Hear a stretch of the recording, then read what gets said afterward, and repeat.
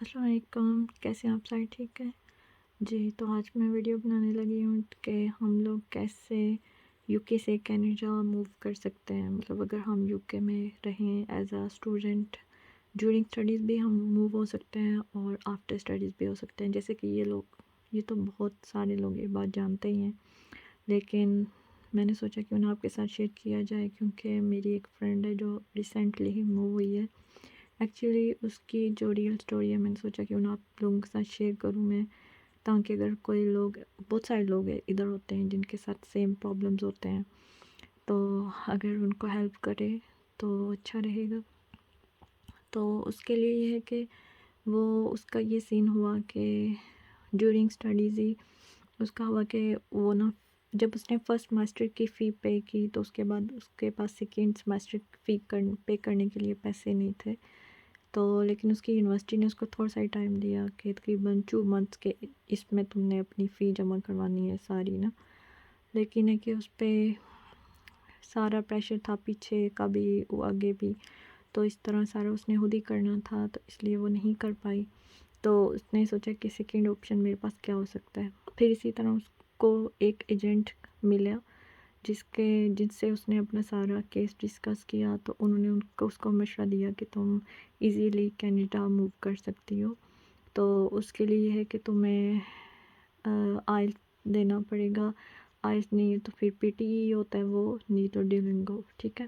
کوئی بھی مطلب انگلش لینگویج ٹیسٹ دینا ضروری ہوتا ہے۔ ہم ایسے ہی موو نہیں ہو سکتے کینیڈا میں۔ ایون بہت سارے لوگ ہیں جو مجھ سے پوچھتے ہیں اکثر کمنٹس میں یہ چیز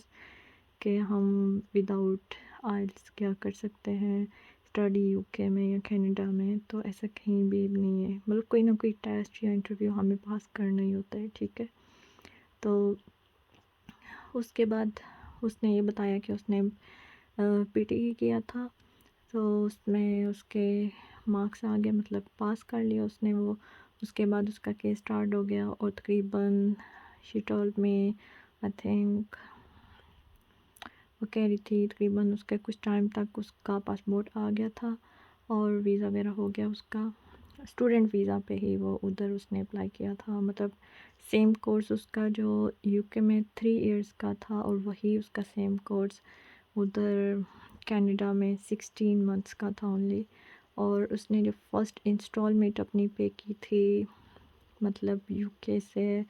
وہ تھا 8,000 یورو، ٹھیک ہے، کینیڈین، ٹھیک ہے۔ اور اس کے علاوہ سیکنڈ آئی تھنک، اور اس کا جو ٹوٹل اوور آل جو سارا ایکسپینس جو بھی تھے اس کے سارے، وہ تقریباً کہہ رہی تھی 11 سے 12 لاکھ تھے، تو ایکسپینس اس کی صرف 11 سے 12 لاکھ تھے اونلی، تقریباً 16 منتھس کا جو ساری فی تھی ٹوٹل۔ اور مطلب کہ ایک تو یہ ہے کہ یو کے بجائے کینیڈا میں اس کو ہے کہ